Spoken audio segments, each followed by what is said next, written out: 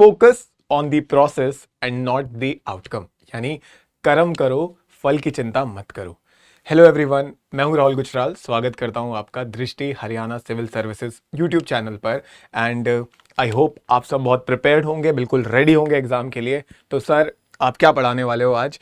तो मैं पढ़ाने तो नहीं आया हूं, बट ये चाहता हूं कि अगर आप यूट्यूब पे अभी सर्व कर रहे हो या कुछ हरियाणा से रिलेटेड आप सर्च कर रहे हो, तो अगर आप मेरी वीडियो देख रहे हो तो मैं आपका टाइम बिल्कुल वेस्ट ना करूं और आपको कुछ इंपॉर्टेंट चीज़ें बताऊं जो हमें याद रखनी है पेपर देने से पहले, या फिर पेपर का पैटर्न किस तरीके से चेंज हुआ है, क्या ट्रेंड्स रहे हैं पिछले 4 पेपर में और आप क्या एक्सपेक्ट कर सकते हो। यानी ऐसा ना हो कि आप जाओ और ऐसा हो जाए कि ये तो धप्पा हो गया। नहीं, हमें रेडी रहना है कि क्या संभावनाएं हैं, कैसे पेपर आ सकता है। राइट, मैं कोई ज्योतिष नहीं हूं, मैं कुछ ऐसा एक्सपेक्टेड बिल्कुल नहीं बता सकता ये हो जाएगा, बट हाँ, ट्रेंड्स को देखे हम एटलीस्ट कुछ गेस कर सकते हैं कि हाँ, इस चीज की ज्यादा चांसेस है, इसके कम चांसेस है।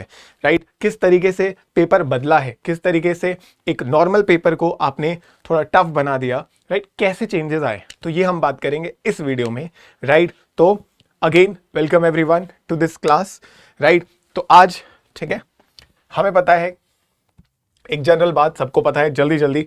राइट, हम पेपर 1 दे रहे हैं जीएस 100 मार्क्स। राइट, सी साइड दे रहे हैं, क्वालिफाइंग है 33%। राइट, 2 आवर्स ईच पेपर है हमारा, ऑफलाइन है, सबको पता है। राइट, मार्किंग स्कीम हमें पता है ना। This is very important. क्यों? क्योंकि अगर रॉन्ग आंसर यानी कि आप नेगेटिव मार्किंग को भूल जाओगे तो भी दिक्कत है। अच्छा, नेगेटिव मार्किंग अगर है तो आप बिल्कुल अटेम्प्ट ही नहीं करोगे क्या? ऐसा नहीं कह रहा सर, आप क्या बोले जा रहे हो, सब समझ आएगा, कुछ एग्जाम्पल्स भी दूंगा, समझ आएगा मैं क्यों बोल रहा हूं कि 0.25 मार्क्स भी गेम चेंजर है। यानी आपको पता है कि 1/4 मार्क्स आपके डिडक्ट हो जाएंगे अगर आप रॉन्ग अटेम्प्ट करोगे, और अटेम्प्ट करोगे ही नहीं तो 0 मार्क्स, ये हमें अच्छे से पता है। बात रही कट ऑफ की। अगर आप कट ऑफ की बात करोगे, पिछले 4 एग्जाम के प्रीलिम्स की अगर आप बात करोगे तो 2019 में 130 मार्क्स था, तो पेपर पैटर्न बहुत ज्यादा अलग था, भी दिखाऊंगा भी कैसे। अब 21, 22 और 23 में पैटर्न चेंज हुआ। Pattern change in the terms of difficulty भी बढ़ी, तो आप देखोगे कम जाने लग गई कट ऑफ।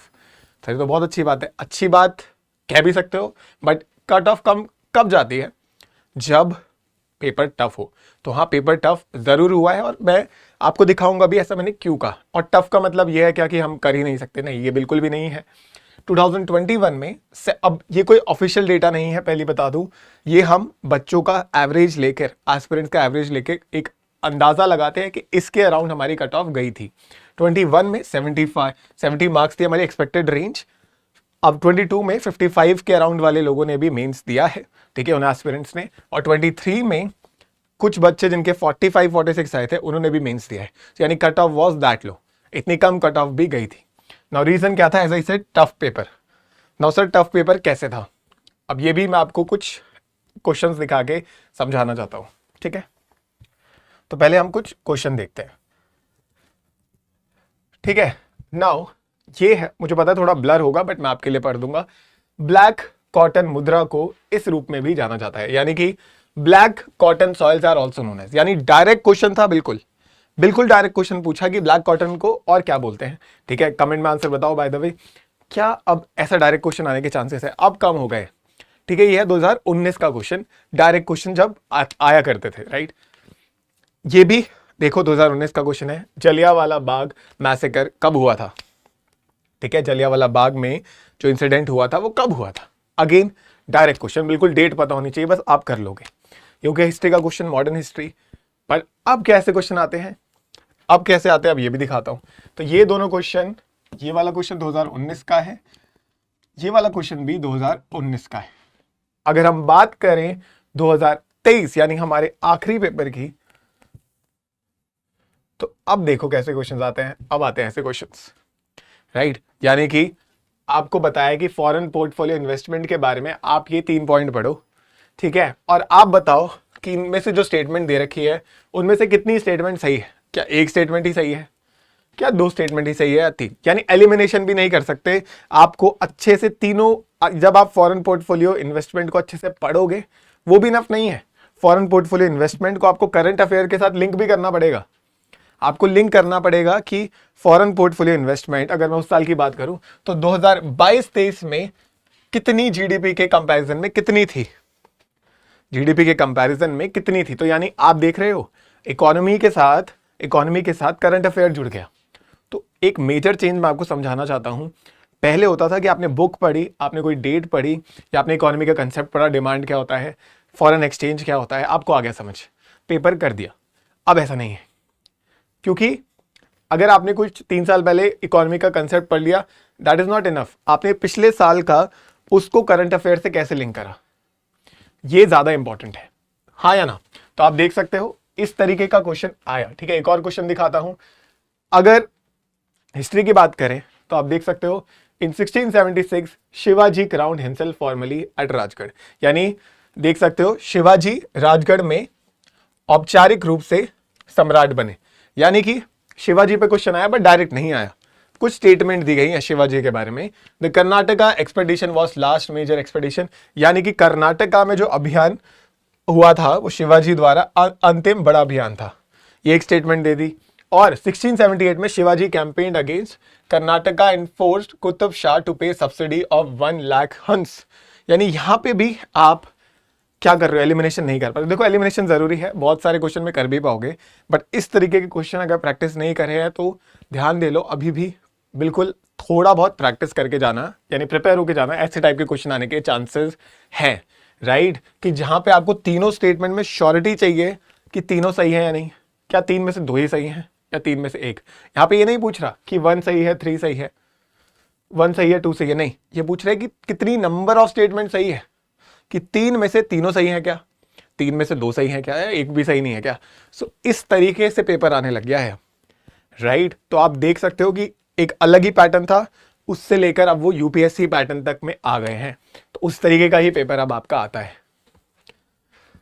ठीक है, क्वेश्चन देखा आपने, अब आपको बेटर आइडिया होगा ये रियल क्वेश्चन है जो आए थे। ठीक है, तो हमें मेजर चीज क्या समझ आई, देखो 2019 का हमने अगर 2 क्वेश्चन देखे तो हमें क्या समझ आया कि डायरेक्ट एमसीक्यू थे, मैच द फॉलोइंग थे। देखो मैच द फॉलोइंग आज भी आते हैं, फिर पहले बहुत ज्यादा आते थे, और मेमोरी बेस्ड चीजें ज्यादा थी कि जलियांवाला बाग मैसेकर कब हुआ। ऐसे एक क्वेश्चन था डिस्गाइज्ड अनएम्प्लॉयमेंट क्या होता है, पता है आपको।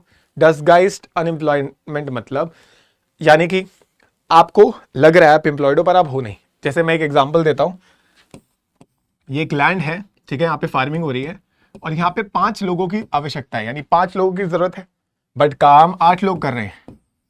देखो आवश्यकता 5 की ही है, तो ये लैंड तो बड़ा नहीं हो जाएगा ना, लैंड उतना ही रहेगा, चाहे 5 लोग काम करें या 20 लोग काम करें। तो 5 से ऊपर जितने भी लोग हैं उनको क्या माना जाएगा, डिस्गाइज अनएम्प्लॉयड, यानी वो अनएम्प्लॉयड हैं पर उनको पता नहीं है कि वो अनएम्प्लॉयड है।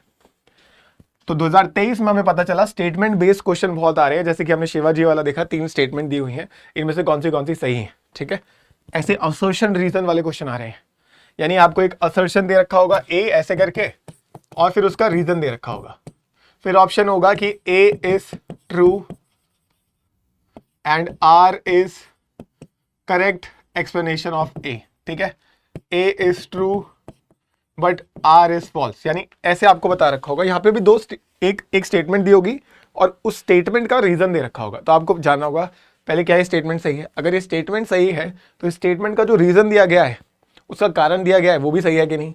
तो इस तरीके के क्वेश्चन बहुत आने लग गए हैं। ठीक है, and multi layered question, multi layer का मतलब ही यही है कि जैसे मैंने आपको भी दिखाया कि एफपीआई फॉरेन पोर्टफोलियो इन्वेस्टमेंट को हमने उस साल की जीडीपी से कंपेयर किया, यानी कि हमने इकोनॉमी को सिर्फ इकोनॉमी की तरह नहीं पढ़ा, पहले तो थ्योरी पढ़ेंगे, उसके बाद हमने उसको करंट अफेयर से लिंक करा। तो करंट अफेयर की तो बहुत ही ज्यादा इंपॉर्टेंस बढ़ जाती है, हाँ या ना। ठीक है, नाउ अब करंट अफेयर की इतनी बात कर ही रहा हूं तो बाय द वे कल आप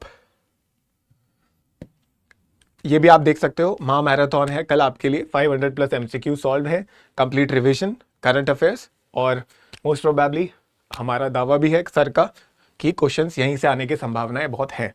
तो आप इसको भी प्लीज चेकआउट कर सकते हो कल, शायद आपकी बहुत हेल्प हो जाएगी कल जब आप इस वीडियो के थ्रू पढ़ेंगे। ठीक है, तो आप इसको भी चेकआउट कल कर लेना।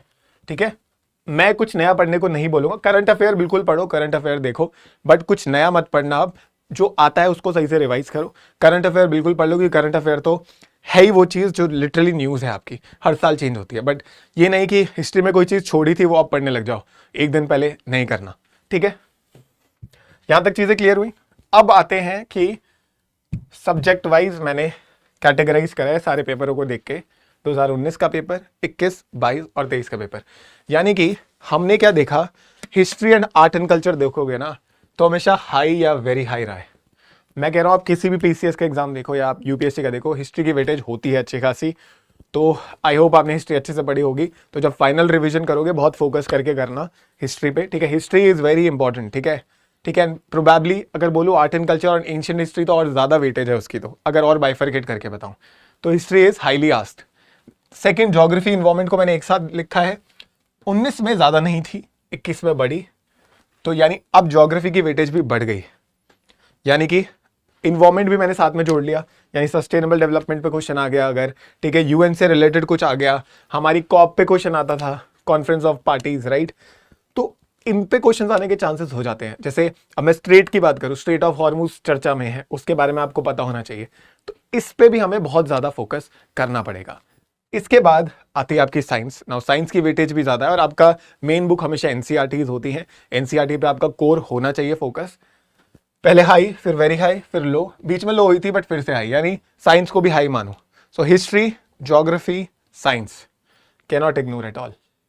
पॉलिटी का वेटेज भी अब बढ़ गया है, polity moderate, moderate, high, moderate, या इसको मॉडरेट टू हाई बोल सकते हो, लास्ट वाला भी ना। पॉलिटी में भी मान लो, एक एग्जांपल देता हूं, पॉलिटी में सीधा पहले आर्टिकल पूछ लेते थे, अब भी पूछते हैं, बट अब आपको घुमा के भी पूछा जाएगा, ठीक है। यानी कि जैसे मैंने आपको शिवाजी वाला एग्जांपल दिया, तो ऐसे स्टेटमेंट बेस्ड क्वेश्चन पॉलिटी में भी बहुत ज्यादा बढ़ गए हैं, ठीक है। तो पॉलिटी को बहुत डेप्थ में आपको पता होना चाहिए।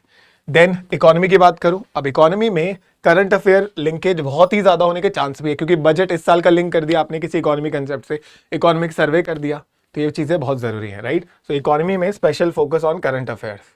मैंने उदाहरण भी दिया आपको लास्ट पेपर का जहां पे जीडीपी से लिंकेज हुई, ठीक है। हरियाणा जी के अब आएगा सर, हम तो हरियाणा का पेपर दे रहे हैं तो हरियाणा पे तो बहुत फोकस करना है ना। अगर सच बोलूं, अगर मैं वर्ड यूज करूं तो ओवर हाइप्ड है, ठीक है, ठीक है, ओवर हाइप थोड़ा सा है, ठीक है। पहले बहुत हाई थी वेटेज, पहले थी, फिर लो हुई, मॉडरेट हुई, बट अब लो ही रहती है। बहुत ज्यादा फोकस नहीं करना, आपको बेसिक्स पता होने चाहिए, पता होने चाहिए बिल्कुल, आप थोड़ा टाइम दो, उसमें पढ़ना तो है, बट इतना बहुत ज्यादा अगर मैं इन सब के कंपैरिजन में बोलूं तो उतना वेटेज अब नहीं है हरियाणा जीके का। Then current affairs, current affairs आप देख सकते हो moderate, moderate, moderate. Now last में मैंने क्या लिखा, लास्ट में मैंने लिखा है आपका इंटीग्रेटेड। तो जब आप इंटीग्रेटेड की बात करते हो तो मैंने आपको बोला ना कि सब कुछ आपस में लिंक होता है, तो इसका स्क्रीनशॉट ले लीजिए, आपको बहुत हेल्प करेगा। मैं साइड हो जाता हूं,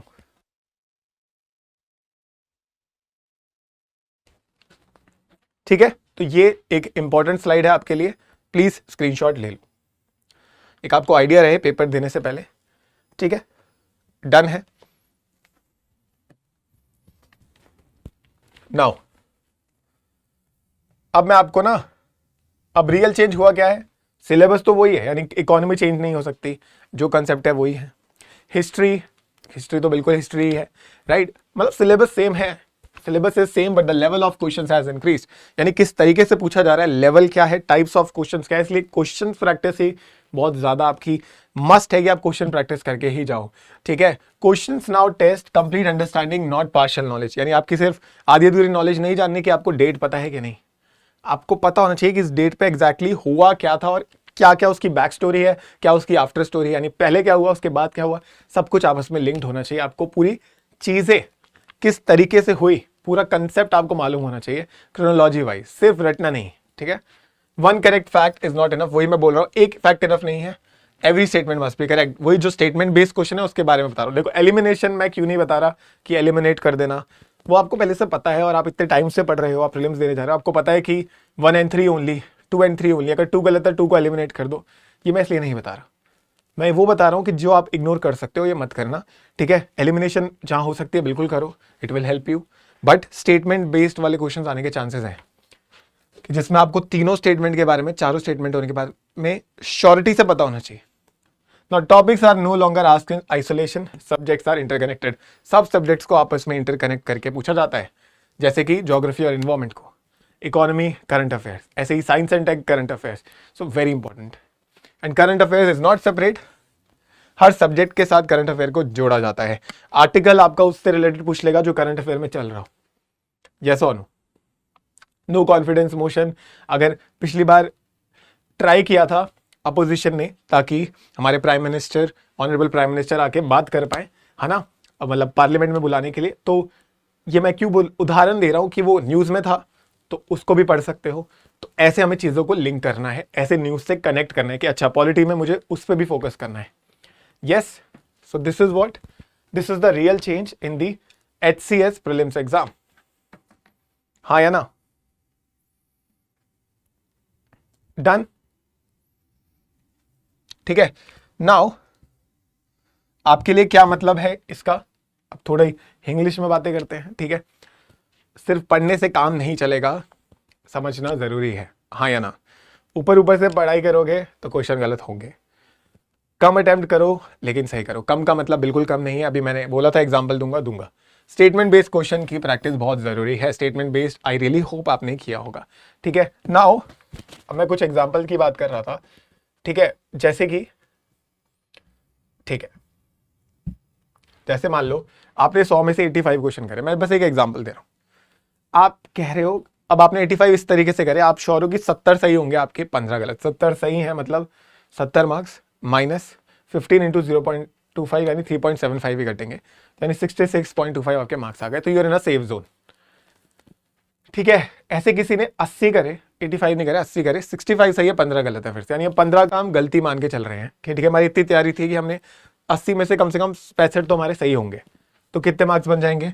65 माइनस 3.75 यानी 61.25, तो हमारे 61.25 बनेंगे।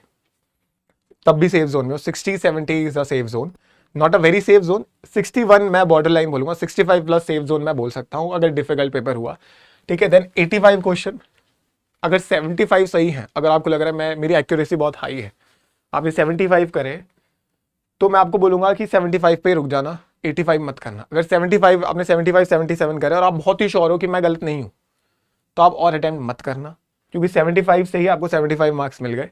ठीक है, चलो 10 और करे तो उसमें से, ठीक है, 10 गलत जो हुए उस पर 2.5 ही कटे, 72.5, still it is a good attempt. ठीक है, मतलब अब सिचुएशन में आपको कुछ समझाना चाह रहा हूं कि इस तरीके से अपनी, मैं हर एक स्टूडेंट का अलग अलग करके नहीं बता सकता, आप अपना लेवल देखो इस अराउंड, इन द सेंस कि आपने कौन सा सब्जेक्ट बहुत अच्छे से करा है, तो उसमें आप टारगेट बनाओ कि मेरे को हिस्ट्री के सारे क्वेश्चन करने हैं। ठीक है, हिस्ट्री के मुझे सारे क्वेश्चन करने हैं। मेरे को थोड़ा सा इकोनॉमी में डाउट है तो मैं थोड़ा सा छोड़ के आ सकता हूँ इकोनॉमी में, मुझे ज़्यादा गैस वर्क नहीं करना। देखो गैस वर्क वहाँ करना है जो बच्चे को ये पता है कि मेरे 60 क्वेश्चन ही हो रहे हैं और मैं उसमें भी श्योर नहीं हूँ, तो आपको थोड़े और अटैम्प्ट करने पड़ेंगे जो कि आपके लिए ज़रूरी है। तो कि अब वहाँ पे मैं कभी तुक्का प्रमोट नहीं करता, बट हाँ कुछ क्वेश्चन ऐसे होते हैं जहाँ पे हमें लगता है कि हम हेल्दी गैस कर सकते हैं, कि जैसे एलिमिनेशन वाले क्वेश्चंस, स्टेटमेंट वाले तो आप कर ही नहीं पाओगे ऐसे, पर जो एलिमिनेशन वाले क्वेश्चन है वहाँ पे आपको काम आएंगे कि हाँ मैं इसको ट्राई कर सकता हूँ कि मेरे हिसाब से 1 2 3 4 में से 3 तो हो ही नहीं सकता, तो जिस ऑप्शन में 3 आ रहा है उसको हटा दूंगा, तो वहाँ पे ये वाली चीज़ करनी है। So you are confident about 65 questions, ठीक है, but safe attempt ranges for example 75 to 80 आपके हिसाब से कि यार पेपर उतना हार्ड नहीं है, मेरे 65 क्वेश्चन हो गए बट मुझे 10 और करने चाहिए। So do not randomly guess, कुछ भी मत करके आ जाना कि चलो जय माता दी, जय माता दी है, ठीक है, अपने भगवान का नाम लेके आप ऑप्शन मार्क कर रहे हो, भगवान जी ब्लेसिंग जरूर देंगे बट पेपर आपकी मेहनत से होगा। हाँ या ना? सो आइडेंटिफाई 10 to 12 क्वेश्चन, यानी 10 से 12 क्वेश्चन ऐसे ढूंढो कि जो आपको टॉपिक की नॉलेज है, मतलब आपने पढ़ा तो पक्का है, सिर्फ पढ़ना इनफ नहीं, बट हाँ आपको थोड़ा आइडिया है उस टॉपिक से रिलेटेड, आप श्योर नहीं हो बट आपने पढ़ा है कहीं ना कहीं। कुछ ऐसा मत करना जैसे मान लो किसी ने मिडिवल हिस्ट्री छोड़ के चला गया कोई और वो अकबर पे क्वेश्चन कर रहा है, भाई तुम्हें पता ही नहीं अकबर, तो क्यों करना है, वो वाला गैस नहीं करना। ठीक है, आपने टॉपिक देखा है तो आप वहां पे एलिमिनेट कर सकते हो 2 ऑप्शन, ठीक है, 4 में से, तो आपके पास 50-50 चांसेस है, तो आप ऐसे जरूर कर सकते हो अटेम्प्ट। ठीक है, so you are not fully sure but not completely blank, यानी पूरी तरीके से श्योर भी नहीं हो और पूरी तरीके से हम ब्लैंक भी नहीं है, तो हम अटेम्प्ट कर सकते हैं। हाँ या ना? ठीक है, एग्जाम्पल देता हूं, जैसे आपने 75 क्वेश्चन करे, आप श्योर हो कि मेरे 65 सही, जैसे आपने मान लो आपने 62 63 क्वेश्चन कर लिए थे, आपको लगा यार मुझे 70 के अराउंड तो करने चाहिए, तो आपने मान लो 10 क्वेश्चन और करे, तो टोटल मान लो 75 कर दिए, तो आपने 10 क्वेश्चन गेस करे। 65 मैं ये नहीं कह रहा 65 सही होंगे, ठीक है, मैं आपको बस एक एग्जांपल दे रहा हूं कि आपने 10 क्वेश्चन गेस करे, उस 10 में से आपके 4 ही सही हैं बस, जो आपने तुक्के मारे, हेल्दी गेस करें, हेल्दी वाले तुक्के, ठीक है, अनहेल्दी तुक्के नहीं। 6 रॉन्ग थे तो तब भी आप पॉजिटिव में हो, क्योंकि 6 × 0.25 इज 1.5, हाँ या ना? तो तब भी आपके मार्क्स थोड़े से बढ़ गए। तो इसको बोलते हैं healthy, the art of healthy गेसिंग। तो हेल्दी गेसिंग सीखना बहुत ज़रूरी है। जब आपको, पर ये मत करना कि आप पहले ही श्योर हो कि आपने अच्छा कर दिया तब भी मैं गेस करके आऊँगा, मैं ऐसे कैसे हो गया कि मैं पूरे 90-100 क्वेश्चन नहीं कर रहा, मैं तो करूँगी या मैं तो करूँगा। वो चीज़ नहीं करनी है इस एग्जाम में, बिल्कुल ईगो की कोई जगह नहीं है, स्मार्ट वर्क की बहुत जगह है। आपको पता है आपने 70 क्वेश्चन सही करे हैं, you are safe. Don't unnecessarily attempt, फालतू में अटेम्प्ट मत करना। बट हाँ, जब आपके कम अटेम्प्ट हो रहे हैं तब आपको ये करना पड़ेगा, ठीक है? तो दोनों टाइप के एस्पिरेंट्स की मैं बात कर रहा हूँ। आप किस सिचुएशन में हो उस पर डिपेंड करता है। तो सिचुएशनल बेस्ड हम कैसे करते हैं, यही तो फिर हमें अच्छा सिविल सर्वेंट बनाएगा कि सिचुएशन के हिसाब से हम कैसे रिस्पॉन्ड दे रहे हैं। यस, कैसे रिस्पॉन्स कर रहे हैं, ठीक है? नाउ बहुत सारी चीज़ें बताई आपको, ठीक है? ज़्यादा टाइम नहीं आपका लूँगा, आई ट्राई करूँगा कि 25-30 मिनट में सब कुछ बता दूँ, ठीक है? तो आपको कुछ पैटर्न वैटर्न मैंने सारा समझा दिया, क्या चेंजेस आए हैं, किस चीज़ को आप एक्सपेक्ट कर सकते हो, ठीक है? करंट अफेयर इंपॉर्टेंट है, कल मैराथन है, उसको देख सकते हो। नाउ अब कोई नए टॉपिक नहीं पढ़ने। पॉलिटी में कुछ नहीं पढ़ा था, अब नहीं पढ़ना। इकोनॉमी में नेशनल इनकम नहीं पढ़ी थी, अब मत पढ़ना, ठीक है? सो जो पढ़ा है उसी को रिवाइज करो, नया कुछ स्टार्ट मत करो, ठीक है? नया मत पढ़ना, बिल्कुल मत पढ़ना। करंट अफेयर इसलिए देख सकते हो क्योंकि एज आई सेड उसको आप बाकी जो आपने पढ़ा है उससे लिंक कर सकते हो, इसलिए वो इंपॉर्टेंट है। बट इकोनॉमी ही शुरू से पढ़ने लग जाओ, आप पढ़ी नहीं थी, मिडीवल हिस्ट्री पढ़ी ही नहीं थी, अब मैं अकबर के बारे में रात भर में सब जान लूंगा, कोई फायदा नहीं है, बिल्कुल मत करना, ठीक है? नाउ लास्ट चीज, पैनिक नहीं करना। पूरे साल मेहनत करी है, इतने साल मेहनत करी है, अच्छा ही होगा। खुद पे भरोसा जरूर रखना है, ओवर थिंकिंग नहीं करनी है, ठीक है? कॉन्फिडेंस मेंटेन रखना है कि हाँ मैंने, और सिर्फ अभी आपने कोई मॉक लगाया रिसेंट में उस पर जज मत करना खुद को, ठीक है? ठीक है, आपको प्रैक्टिस में बहुत हेल्प करता है, जो गलतियां होंगी उससे सीखनी है। बट अगर गलती से मॉक में कम आए तो ये मत सोचना यार मॉक में कम आ गए वहाँ पे कैसे करूँगा, नहीं। आपने पूरे साल मेहनत करी, थोड़ा कॉन्फिडेंस रखना ज़रूरी है, ठीक है? मतलब what we think is what we attract. मैं ऐसा ज़रूर समझाता हूँ कि हम अपने आसपास नेगेटिव ही देखते हैं सब, तो हम नेगेटिव फील करते हैं। थोड़ा पॉजिटिव फील करो कि हाँ यार मैंने मेहनत करी है, मेरी वाली गलती है बट मैंने इस पर इंप्रूवमेंट करी है। अच्छा रखना है। और सबसे इंपॉर्टेंट बात, भाई प्लीज़ टाइम पे पहुंच जाना, ठीक है? मेहनत करी है, पेपर ना दे पाओ तो उससे बड़ा गिल्ट कोई नहीं हो सकता। एक्सपीरियंस हूँ इसलिए कह रहा हूँ। मेरा एक मेन पेपर छूटा था 1 साल, ठीक है? बहुत ज़्यादा गिल्ट हुआ था, आई इवन क्राइड, ठीक है? मैं रोया भी था। तो मैं नहीं चाहता कि किसी के साथ वो वाली सिचुएशन आए, बिल्कुल भी अच्छी नहीं होती। प्लीज़ चाहे आधे घंटे पहले पहुंचो, पर पहुंचो। हमें नहीं करना कि नहीं यार मैं सुबह रिवाइज करके बिल्कुल टाइम पे निकलूंगा, 2 मिनट पहले एग्जैक्ट पहुंचूंगा, नहीं। प्लीज़ आधे घंटे पहले तक तो पहुंच ही जाना। एडमिट कार्ड की 2 कॉपी ले जाना, ठीक है? ID card please. मैंने किसी से सुना था सर डिजी लॉकर में दिखा तो सकते हैं, भाई तुम्हें फ़ोन ही अंदर नहीं ले जा सकते, तो जो मेरे एंट्री के टाइम तुम्हारा फ़ोन में वो डिजी लॉकर देखेंगे कैसे, नहीं ना? तो प्लीज़ अपना ID card, proper ID card की फोटोकॉपी नहीं, प्रॉपर आईडी कार्ड लेके जाना है, ठीक है? अपना आधार कार्ड लेके जा सकते हो, that is the best source, ठीक है? प्लीज़ ले जाना।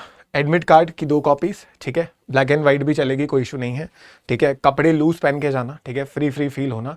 सुबह ओवर ईटिंग मत करके जाना, ठीक है? कुछ मीठा खा लेना, जैसे कोई चॉकलेट खा लेना।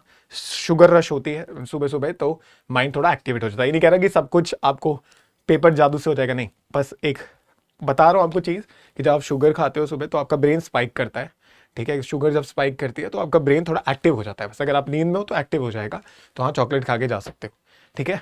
अंदर चॉकलेट भर के मत ले जाना, ठीक है? Not saying that. So anyways, I really hope थोड़ी मदद कर पाया हूँगा, आपको हौसला दे पाया हूँगा, ठीक है? तो ऐसे ही पढ़ते रहो, खुद पे भरोसा, खुद पे यकीन, दोनों करते रहो। मैं हूँ राहुल गुजराल, ठीक है? आपके लिए विश करूँगा आपका पेपर अच्छा जाए। तो तब तक के लिए बाय बाय, जय हिंद, take care and all the best from Drishti's side. अब एग्जाम की तैयारी को और बेहतर करने के लिए हमारे चैनल को लाइक, शेयर और सब्सक्राइब करना ना भूलें।